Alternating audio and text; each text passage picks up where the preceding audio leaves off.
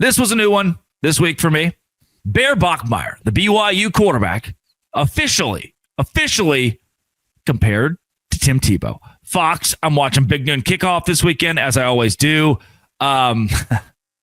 Speaking of Fox, Mark Sanchez, there for a second. Thoughts and prayers. Turns out, maybe less thoughts and prayers. T's and P's on both sides, maybe. I couldn't. What a wild one. Distribute some T's and P's to the other side. I always get him and that one analyst mixed up. From, is it Leinart? Maybe.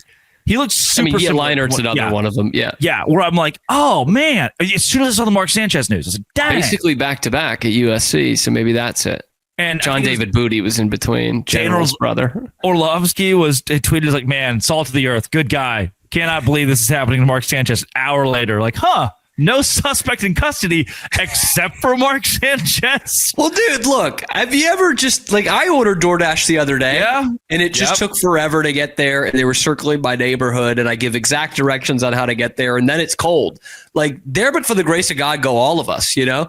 Don't you just want to run out and assault your DoorDash driver? Out of the car and hit their head onto the curb. Yes. Pull their shirt over their head and wail like it's a hockey fight or something. From there, they try to pepper spray you unsuccessfully, so they stab you multiple times. It's not funny. It's not. It's terrible. Thoughts and prayers. It's just wild. It's very 2025. Said that the most impressive true freshman, I do think it may have been Matt Leinart, by the way, in all of college football. Impressive true freshman in all of college football, Bear Bachmeier, even comparing him to the one Tim Tebow. One-time Heisman Trophy winner, two-time national champion? Yeah, he wasn't the starter in 2006 when they won it, but yes, two-time national champion, three-time Heisman finalist. Probably should have won it over Bradford. And Colt probably should have won it over Bradford. And then and Tebow ends up, I believe, winning the national championship over Bradford. Correct. Bear Bachmeier is compared to Tim Tebow. Also, friend of the program, Tim Tebow. I don't know him. He doesn't know me, but I assume him and I would be friends. The program is friendly with him for sure. Bachmeier, 1,000 yards, 7 touchdowns, 1 interception, 73.1, 34th best QBR in the country. There are a lot of older quarterbacks in the nation. Tim Tebow's tough. Yeah, it's flattering. I will say that. I like BYU as much as the next guy. I think they're good people over there. Tim Tebow's tough. 49 carries, 206 yards, 5 touchdowns on the ground to 7 touchdowns through the air. That's pretty good. That's where this conversation starts to open up and saying, okay, he's not a Heisman Trophy winner this year, obviously. I don't, and you mentioned Tebow was a backup at one point in time. But we're seeing Bachmeier very fresh, very new, still undefeated, leading his team. He is 6'7", 270 pounds. Like that, every time they show him on camera, he's with his offensive lineman, and you're like, that's a big dude. That's a large human being. Runs the ball effectively, steamboat as a quarterback. But where I try to balance it out a little bit, I don't want to get too high and heavy on Bear Bachmeier. Haven't seen him go I haven't seen him go Heisman mode. Is that what I'm trying to say here? I have. Yeah, so you're holding it against him that he hasn't been Heisman caliber yet. That's, I guess, right? Like, what a compliment. But you are comparing him to one of the great college football players of all time. Right. I guess what a compliment. Maybe that's fair. For the true freshman, Bear Bachmeier. Doesn't turn the ball over. Incredible runner. I saw him against West Virginia make some insane throws, and I don't think his offensive coordinator puts him in very good spots most of the time. Aaron Roderick is, I'm just not a huge fan. Loves the speed option. He loves to, hey, let's run 4 slants right at each other, and everyone's stopping the same spot. And it doesn't work out very well. That said, we are looking at maybe the best freshman quarterback in all of college football. And he plays in the Big 12. His team's undefeated. And while he hasn't had some Herculean effort to lead his team on a last-second drive and make the play on 4th and 12, he did come back against Colorado. He did help, ultimately hold on to the ball against West Virginia. He did go on the road against ECU in a game that I think is one of the tougher non-conference road games the Big 12 played, which there aren't. That list is small, no doubt. But ECU is still pretty good and grades well analytically. What if Bear Bachmeier, because the Fox analysts probably know more than we do, might be a future Tim Tebow? Can I give you both sides of this? If I may? Have I even given you a side yet? I don't know if I have. I'll give you both just because. Thank you. So I watched Tim Tebow play actually a lot in college. This might be a little before your time. I think your people were so locked in. We should clarify. Yeah, you weren't in college when you watched him play. You watched him play while I had already graduated college. Yeah.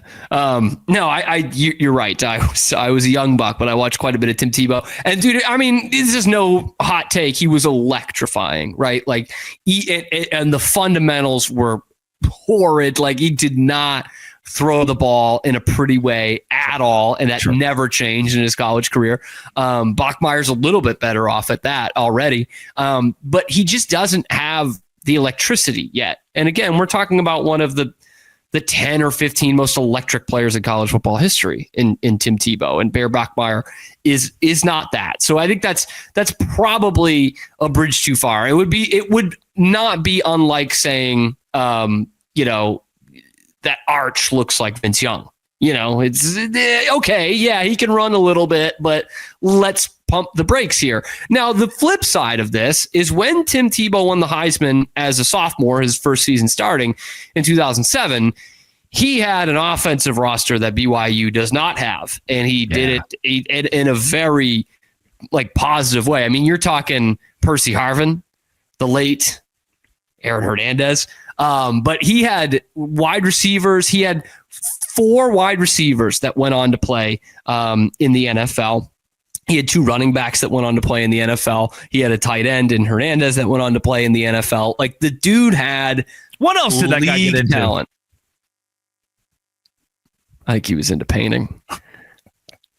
Yes, league level talent, something like that. Like, he had almost a NFL feeder team around him, and BYU is going to have some guys going to the pros for sure. But I don't think that offense is just littered with a bunch of NFL guys. So that's a point to Bachmeier of, look, he's averaging 200 yards a game passing. He just came off his best passing performance by far against West Virginia, but he also didn't have the myriad weapons that Tim Tebow had in his time at Florida, especially that year that he won the Heisman Trophy. So I still think it's too far.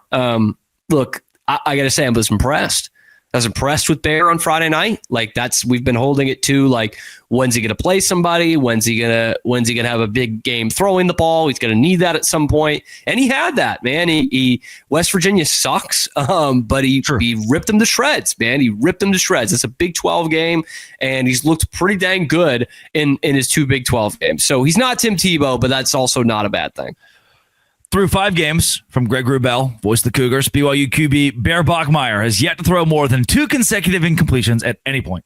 That's pretty good, man. That's unbelievable. Now, look, that could equate to 50% as a passer. That could equate for 50 of 100. Good. But no, the guy's been spot on, and so Tim Tebow, I don't know. But when Fox says that, when you hear that, and you're like, hey, this is the best freshman in college football, it's like, all right. How about this? Let's discuss it. Yeah, what's up?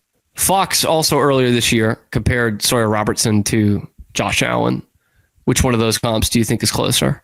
Certainly Bear Bachmeier to Tim Tebow, because if you looked at Sawyer and say, Sawyer, we need you to run, he would run. That's an issue now. He would run too much. And then the next week you say, Sawyer, it's okay, you don't have to run. And he doesn't run at all.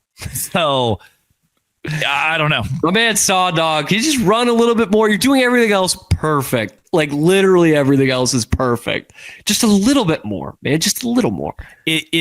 But then again, there was the whole issue where reporters were like, so Dave, after the Arizona State game, why is he not running?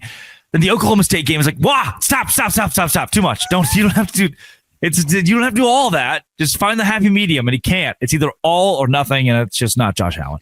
That is Cameron Stewart, though, at Real Cam Stewart. So he's Tom Brady instead. I got you. I read you all the way. God, he's got more some Peyton and Eli to him than he does. Hopefully more Peyton. But Eli in the big games. Hopefully not a lot of Cooper.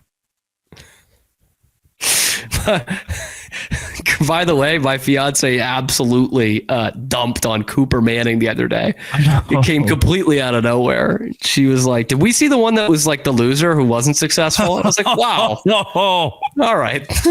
Again, the guy who had like a life-threatening illness in college that kept him out. Yeah, that's the one. When you're like, why is that stupid kid bald? Like, leukemia.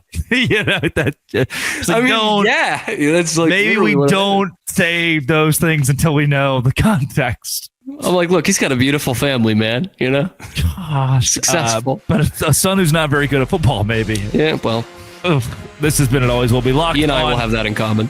Thanks for making it your first listen every single day. I have less interceptions than him. Locked on Baylor and Dose Grande.